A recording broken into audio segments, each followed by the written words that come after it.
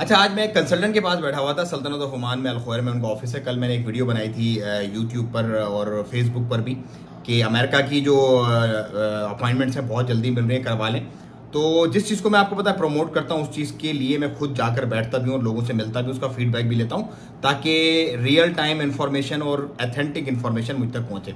तो आज मुझे एक बड़ी अच्छी चीज़ सीखने को मिली। मैं तो इससे बहुत नावाकिफ था, लेकिन आज मुझे जो है ना ये चीज़ सीखने को मिली। बेसिकली सीखने को मुझे पता तो था इसका, लेकिन मुझे इसका रियल फंडा समझ में आ गया कि ये फंडा है क्या, डन बेस वाला। अच्छा, क्या होता है कि एक बंदा, दो बंदा, चार बंदा जब तक आप सुनते हैं तो वो एक नॉर्मल होते हैं, लेकिन जब आप बहुत सारे लोगों से ये इन्फॉर्मेशन गैदर करते हैं ना, तो फिर आपको रियल फंडा समझ आ जाता है कि भाई ये फंडा है क्या। तो मुझे रियल फंडा समझ आ गया डन बेस का। मैं आप लोगों को आज समझाता हूँ कि ये रियल बेस, ये डन बेस है क्या। बेसिकली देखो, डन बेस पाकिस्तानी अवाम को बेवकूफ़ बनाने का एक बेहतरीन तरीका है, बेहतरीन तरीका है। मतलब क्योंकि उस ऑफिस के अंदर बांग्लादेश के लोग भी आए हुए थे, इंडिया के लोग भी आए हुए थे और पाकिस्तान के लोग भी आए हुए थे। इंडिया और बांग्लादेश के जो लोग आए हुए थे उसमें से किसी ने भी जो है ना वो इस तरह की बात नहीं की कि जिस तरह पाकिस्तानी लोगों ने वहाँ पे बात की कि सर, अच्छा बात विजिट वीज़ा की थी, लेकिन वो उसको डन बेस पे करना चाह रहे हैं। भाई अब डन बेस का क्या मतलब होता है, फिर मैंने पूछा। अच्छा, वहाँ पे कुछ लोग ऐसे भी आए हुए थे जो कुछ कंसल्टेंट्स पे आगे, किसी ने 500, किसी ने 700, किसी ने 1000 फंसाए हुए थे अपने, और 2-2, 3-3 साल से उनके पीछे घूम रहे थे और उनका काम नहीं हो रहा था। और तकरीबन जब मैंने ये पूछा उस बंदे से जो वहां पर बैठे होते हैं एजेंसी वाले, उनसे या कंसल्टेंट से, तो उन्होंने कहा कि सर ये रोज का किस्सा है। डेली हमारे पास जो 70% क्लाइंट आता है ना, वो यही कंप्लेन करता है कि फलाने को हमने पैसे दिए हुए 300 रियाल, फलाने को हमने 500 रियाल दिए हुए हैं, फलाने को 700 रियाल दिए हुए हैं, बस उसने कहा था अभी काम हो जाएगा और अभी बाकी आप पेमेंट दे देना और बस ये इनिशियल आप पेमेंट दे दो। तो फिर मैंने जब ये सारी चीज़ों को जोड़ा ना आपस में, जब मैंने उसको सिंक्रोनाइज किया चीज़ों को, तो फिर मुझे ये बात पता चली कि बेसिकली क्या होता है। जैसे कि मैं आपको मिसाल दूं, जब तक मैं बैठा हुआ था उस ऑफिस के अंदर तकरीबन कोई 20 से 22 बंदा आके गया, मालूमात ली, इंफॉर्मेशन ली। किसी ने कहा ठीक है हम अभी पेमेंट करते हैं, किसी ने कहा कल पेमेंट करते हैं, किसी ने कहा 1-2 दिन के बाद हमें हमारी पेमेंट मिलनी है, हम पेमेंट करेंगे, फिर आप कर दीजिएगा हमारे वीज़ा।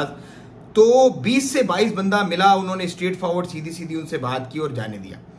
अच्छा, यही बंदा अगर जो डन बेस वाला हो और 20 से 22 आ रहे हों और हर बंदे से ज्यादा नहीं, वो 200, 300, 250 रियाल ले ले कि बस डन बेस पे हो जाएगा, भाई अभी आप ये दे दो, बाकी पैसे आप जो है ना काम होने के बाद दे देना।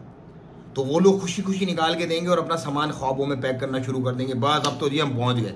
लेकिन वो कभी भी पहुंचते नहीं है। ये बात याद रखिएगा कि आप कभी भी पहुंचते नहीं। और ये मैं अपना पर्सनल एक्सपीरियंस लोगों को बता रहा हूं, और मैं लोगों से रिक्वेस्ट करूंगा जितने मेरे देखने वाले, जिन जिन के साथ भी ऐसा हुआ है ना, कमेंट में जरूर बताएं कि किस किस बंदे ने क्या क्या आपके साथ किया है। यहां से तो मैं नाम नहीं ले सकता, जाहिर सी बात है, बहुत सारे ऐसे लोग हैं कि जो यहां से फ्रॉड करके लोगों को भाग गए, लेकिन जिसके साथ जो फ्रॉड हुआ वो बताया ताकि लोग उससे अवेयर रहे, लोगों की जो है वो भलाई हो उससे।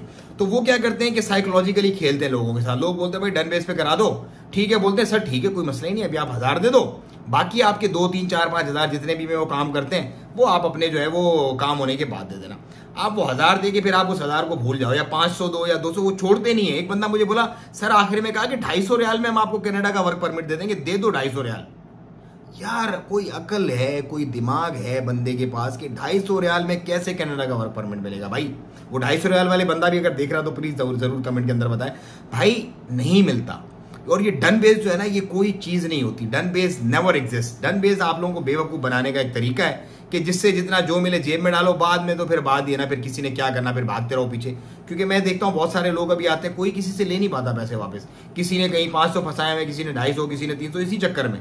और थोड़े थोड़े करके मैं कहता हूँ अगर 20 बंदे आए, अगर 250 भी देके जाता है एक बंदा, तो भाई सीधी सीधी आपकी कहानी कहाँ जाके बैठती है। मतलब 4-4.5 हज़ार की दिहाड़ी है सीधी सीधी। तो इस चीज़ को सोचो पाकिस्तानी, इस चीज़ को सोचो। ये डन बेस वाले चक्कर छोड़ो, स्ट्रेट फॉरवर्ड अपनी फीस दो, स्ट्रेट फॉरवर्ड अपना काम कराओ बस। और किस्तें मान लो, हो सकता है तो किस्तें। ये डन बेस वाला चक्कर जो है ना, कोई चक्कर नहीं है इसमें। आप ये होता है कि बहुत बड़े फायदे के चक्कर में आप अपनी जो भी आपकी छोटी मोटी जो भी अमाउंट है वो आप अपनी ज़ाया करते हो बस, और कुछ नहीं होता।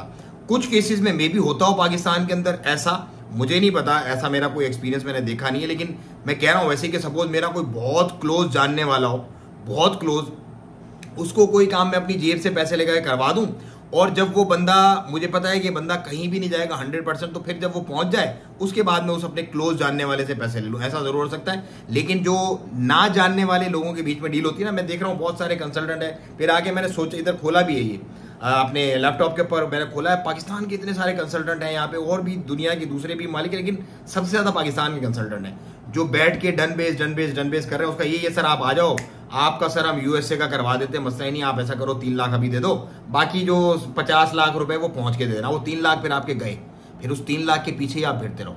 इसी तरह सर जी यहाँ से हम 10,000 रियाल में आपका करवा देंगे, आप बस हमें अभी सिर्फ 2,000 रियाल दे दो, बस 2,000 गए, फिर आपके खत्म, फिर आप ढूंढते रहो उन 2,000 को। तो भाई डन बेस के चक्रों में मत पड़ो, फेक कंसल्टेंट से बहुत दूर रहो, परेशान होगे और किसी का तो कुछ भी नहीं लोगे। मेरा काम है आप लोगों को बताना, बाकी आगे भाई आप लोगों की मर्जी, आप खुद अपना दिमाग रखते हो। मेरे पास जो नॉलेज पहुंची डिफरेंट लोगों से गैदर होके, क्योंकि मैं ज्यादा लोगों से सिंक्रोनाइज मिलता हूं, तो मुझे ज्यादा इंफॉर्मेशन मिलती है, मुझे ज्यादा इनपुट मिलता है, वो इनपुट मैं सीधा सीधा आप लोगों के साथ शेयर कर देता हूं। सो डन बेस कुछ नहीं होता, डन बेस एक झूठ है, फ्रेब है, आप लोगों की जेब से जितना भी पैसा निकल सके निकालने का और फिर आपको अपने पीछे लगाने का चक्कर है। बस ये थी आज की स्टोरी। अगर आपको इसमें कोई बात बुरी लगी है तो माजरत, अगर अच्छी लगी है तो शेयर करें, चैनल को सब्सक्राइब करें मजीद इसी तरह की वीडियोस देखने के लिए। अस्सलाम वालेकुम रहमतुल्लाह।